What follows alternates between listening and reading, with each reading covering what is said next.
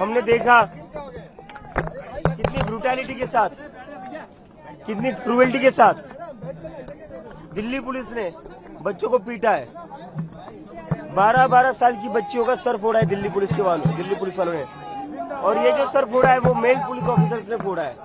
Mail police officer को मैंने खुद देखा है 12-12 साल की बच्चियों का गला पकड़ते हुए, 15-16 साल की लड़कियों का गला पकड़ते हुए। ये लड़की यहाँ पर बैठी है, इसके ऊपर कैमरा दिखा दीजिए आप इधर आइए। ये लड़की को आप दिखाइए। इस लड़की के दिल्ली पुलिस के मेल ऑफिसर ने कपड़े फाड़े इसके छाती पर पैर दिया है और इसकी छाती पर पैर देकर इसको पीटा है। क्या ऑर्डर से? दिल्ली पुलिस को बच्चों का खून करने के ऑर्डर से। कल हमें हमारा प्रोटेस्ट कॉल ऑफ करना पड़ा क्योंकि हम नहीं चाहते थे और बच्चों को चोट लगे, हम नहीं चाहते थे और बच्चों का सर फूटे। कल तो पता चल गया कि सरकार को बच्चों की जान की चिंता नहीं है। जिस तरह से दिल्ली पुलिस के कर्मचारी लाठियां घुमा रहे थे बच्चों के ऊपर, जिस तरीके से सर फोड़ रहे थे, उससे तो एक चीज क्लियर पता चलती है, उनको ऑर्डर्स मिले थे कि किसी की जान भी जाए तो चलेगा, लेकिन इन लोगों को इतना पीटो कि इसके बाद ये लोग कभी सरकार से सवाल ही ना करें। अगर मार्च को रोकना ही था तो ये वाटर कैनन गन्स भी यूज कर सकते थे। बच्चे ही तो है ना, 17-18 साल के बच्चे थे ये। 1 महीने से यहाँ पीसफुल बैठे हुए थे हम, कुछ गड़बड़ नहीं हुई। कल दिल्ली पुलिस की तरफ से पहला हमला हुआ, दिल्ली पुलिस ने लाठी चलाई, उसके बाद भगदड़ मची है। एक लड़की है जो अभी भी आरएमएल में सीरियस है, क्रिटिकल है, उसके गले पर पुलिस ने लाठी चलाई है। वो क्रिटिकल है क्योंकि गले पर लाठी चलने के बाद वो लड़की जमीन पर गिर गई, उसके बाद स्टैम्पीड हुआ। क्या लगा रखा है इस देश में आपने, क्या गुंडागर्दी लगा रखी है? कितने लोगों को चोट लगी? 150 से ज्यादा, अभी तक मेरे पास जो नंबर आया है 150 से ज्यादा स्टूडेंट्स हॉस्पिटल में। कल मैं आरएमएल में जाकर मिलकर आया हूँ, बहुत ही हालत खराब है बच्चों की। अभी मैं यहाँ से लीडिंग हार्डिंग हॉस्पिटल जाऊंगा और स्टूडेंट से मिलने के लिए। Let me finish.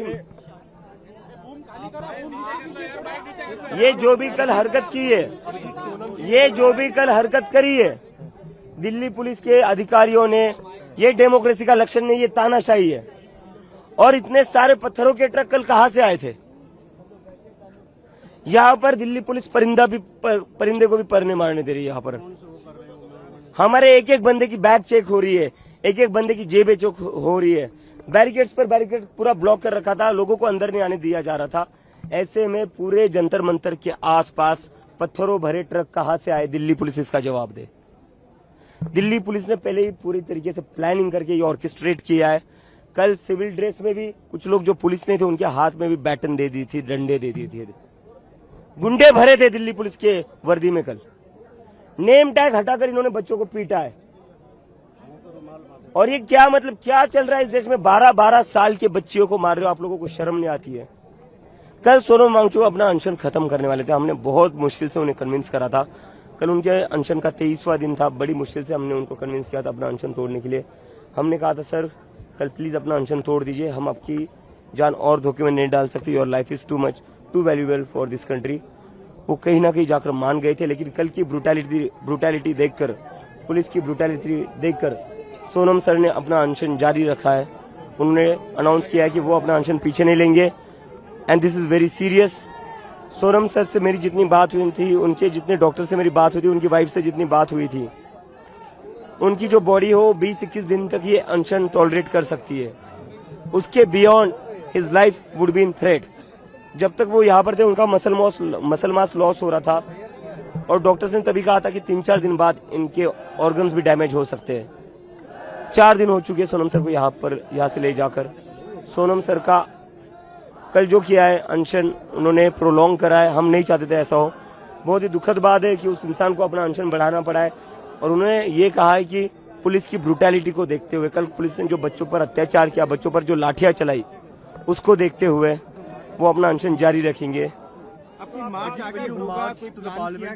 हम नहीं चाहते और बच्चों को चोट आए। हम क्या चाहते हो आप लोग? और बच्चों का सर फूटे?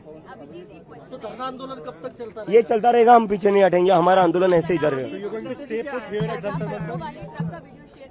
आपको पता था कि कुछ ना कुछ ये लोग प्लान कर रहे हैं? बिल्कुल, मैंने उसके बाद जेपी नड्डा से मिलना और आपके लोगों का वहां जाना, आपको लग रहा है फ्रॉड हुआ आपके साथ? हमारे साथ सरकार ने टाइम वेस्ट किया। एक तरफ सरकार ने हमें बुलाया, हमारे डेलीगेशन को बुलाया, आओ बात करते हैं, आपके जो भी इश्यूज है, जो भी डिमांड है उस पर बात करेंगे और उस पर सोल्यूशन निकालेंगे।